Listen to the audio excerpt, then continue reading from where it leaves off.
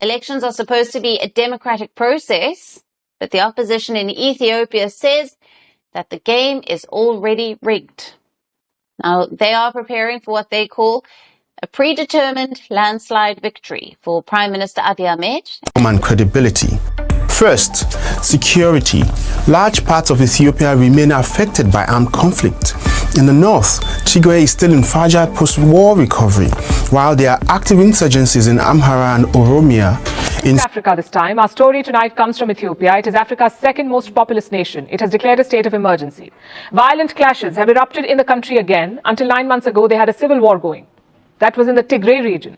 Now the neighboring Amhara region is on fire. Clashes have been seen for months now. Things are steadily getting worse. Tensions began escalating in April. Last weekend, things came to a head. Let me give you a quick timeline of recent events. On Friday, Prime Minister Abiy Ahmed declared a state of emergency in Ethiopia. Then reports emerged of Amhara people being arrested in large numbers. This is from across the country, across Ethiopia, but especially in the capital, Addis Ababa. Now, Ethiopia has many ethnic groups. The Amhara are one of them. In fact, they're the second largest ethnic group in the country. They make up almost 27% of Ethiopia's population. So to target these people, the Amhara people, is a dangerous move. The Ethiopian government is denying it. They've rubbished the reports of mass arrests. But here's what else has happened. On Sunday, the government conducted airstrikes, again in the Amhara region. This was in the early hours of Sunday morning. 26 people were killed in those airstrikes. More than 50 others were gravely injured. We received reports that more than 1,000 people have been arrested across Ethiopia under this law. Many of those detained were reported to be young people of Amhara ethnic origin, suspected of being Fano supporters. We call on the authorities to stop mass arrests, ensure that any deprivation of liberty is judicially reviewed, and release those arbitrarily detained. Authorities must ensure that conditions of detention comply with international norms and standards. We also call on them to allow oversight bodies, including the UN Human Rights Office and the Ethiopian Human Rights Commission, regular and unconditional access to all places of detention. The safety of detainees needs to be guaranteed, and they must be afforded full protection of their human rights, including fair trial and procedural guarantees. Human rights violations. A timely question. I think this is even more than Amhara genocide at the present moment, at least after Monday. I think this is the topic that the international community, both the international community and the Ethiopian public, will concentrate on. Now, we know about the past, elections that have been held ever since the TPLF took power in 1991. The 6 so-called general elections that had occurred. Now, in those elections, we all know that the ruling party, the EPRDF, had won practically all the seats that it had contested. Now, and this is part of the story that the international community should be very aware of, because this time there's a twist. That narrative that we're used to, that's to say that we have this election, we have at least 99, no less than 97% of the seats that has been contested by the ruling party being won by the ruling party. But this time, of course, we have a prime minister that's very much conscious of his international reputation, his international image. And he knows, and the ruling party knows that the international community will not go into the details, because the story would be the result of the election, not the process. So what they have done this time is to I don't know what the appropriate word would be, but I think it would be close to the reality to say that they have pre-engineered the results, because what they have done now is to make sure that the ruling party does not win 97, 98, 99% of the seats in this election. So what they have done is to, vacate or not to contest. I think it's about 48 seats in the federal parliament. And I'm sure that most of us have heard the Prime Minister, saying, I think it was in January of 2026, that the number of seats that will be held by the opposition in the next parliament will increase by, I think he said about threefolds or sixfolds, something to that effect. So what we're going to see, what the story will be on Monday or Tuesday, or whenever the election result is proclaimed by the election board, is that for the first time in Ethiopia's history, a large number of seats has been won by the opposition. Because, like I said, at least 48 parliamentary seats in the federal parliament is not being contested by the ruling party. So this is, they have, they did this because they have, they have put into consideration the international public opinion. They want to, present this as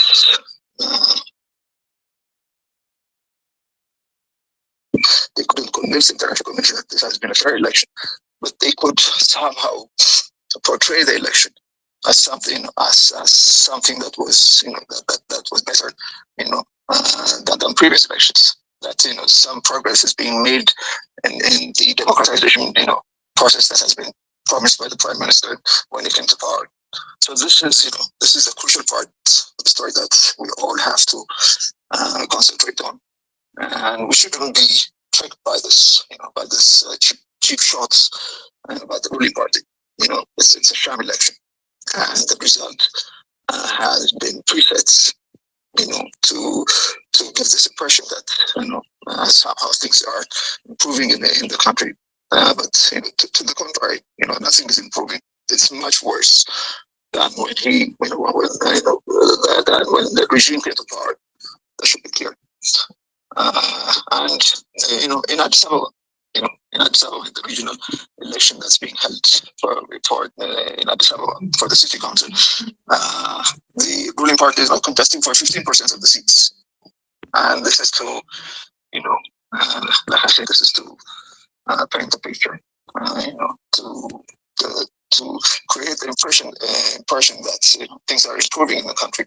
So I think this is something that we should be aware of, and this is something that we should expose to the international community, because, like I said, the international community is not involved in the process. It's more fixated on the end result, on the result of the election. So this is something that we Ethiopians should do.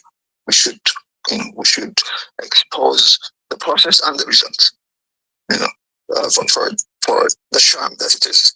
For the we should be very diligent in our campaigns over the coming week, over the coming 3 to 4 days, until the results are announced. I don't know when that's going to be, but whenever it is, we should come out and say that this has been preset, this has been predetermined, and this is something that the government has set up, and we should be able to tell the international community that story.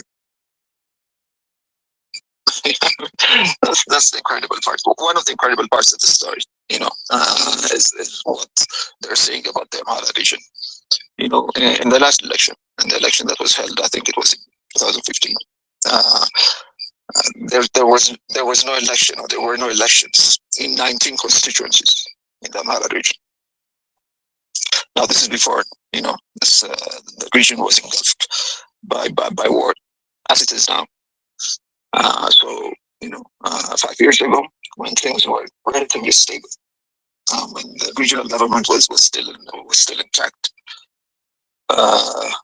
they were still unable to hold elections in 19 constituencies in the Amhara region. Now, after the regional government has collapsed, And this region has been, like I said, engulfed by a day-to-day war. And in the context where the state government has collapsed and we have a military administration in the region, by the way. It's not even a civilian run region. And there's a military occupation, there's a military administration. Now what they're telling us, only 8 elections will be held throughout the region, except in 8 constituencies. And that's less than half the number that we were told 5 years ago. So this is laughable, because at least 80% of the region is being controlled by farmers. And this is a reality. The government controls less than 20% of the region. But how they are doing this? I should say a word or two about that. What the chokehold that the government has over the region comes by way of fertilizers. The farmers who constitute about 85% of the population of the region are dependent on fertilizers. And it's the government who provides fertilizers. And to get access to those fertilizers, farmers have to go to the towns, to the towns and cities that are controlled by the government. When they go to purchase those fertilizers, and the government is the sole provider of fertilizers, what the government does is that it will not sell those, it will not sell fertilizers to them unless they register to vote. So what they do is, when they come to purchase fertilizers, they insist that they should first come up with their ID, with their voting cards, that they should first register, and then they'll be provided with fertilizers. And they do this, because it's a necessity, because absent the fertilizers, they will not be able to grow their crop. So they have registered, I think, a large number of people, through this mechanism. And I don't know what they're going to do, because they will not be able to hold, the election ballots in the countryside. They couldn't come to the Kabbalists. This is the local administrative units deep in the countryside. They will not be able to come there and hold the election. So I think what they're trying to do is to stuff. One that they have registered the farmers through this means. So I think what they're trying to do is to stuff the ballot boxes with fraudulent, with fraudulent papers, and insist that people have voted.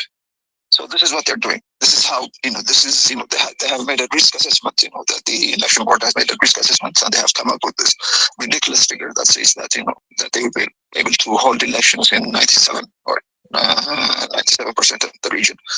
And they came up with this figure because they were, like I said, they have been able to coerce people to register by withholding fertilizer.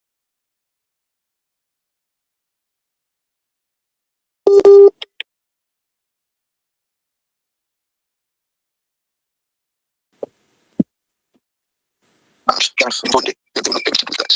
So the only means that they could do is to come up with that.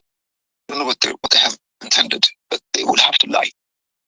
They will have to blatantly lie and insist that the people have voted, but the people are not going to go out on Monday and vote. But they have been registered. So many people have been registered. Like I said, because of fertilizers. So this is it's and I should add something, because this risk assessment that has been done by the election board, a second risk assessment has been done by the Ethiopia Federal Police, and the results, those two government agencies have come up with very different results, with very different assessments, and that's a very striking story, because like I said, the election board is saying that elections could be held in more than 90% of the region. But the Ethiopian Federal, but the risk assessment done by the Ethiopian Federal Police says that an election could be held in only 50% of the Amhara region, and that's an exaggeration. But the Federal Police is saying it's it's possible to hold an election in only 50% of the region. So you see that, even within the government, within the regime, there's differences of opinion, and it's not coordinated. The propaganda is not coordinated. But anyway, rest assured that there will be no election on Monday. There will be no election, which the majority of the people, at least 85% of the population will not be participating in Monday's election. But they will have to come up with a way to say that people have voted. And we'll see, we'll see what they will say then. But it will be, it will be a lie. It will be a blatant lie.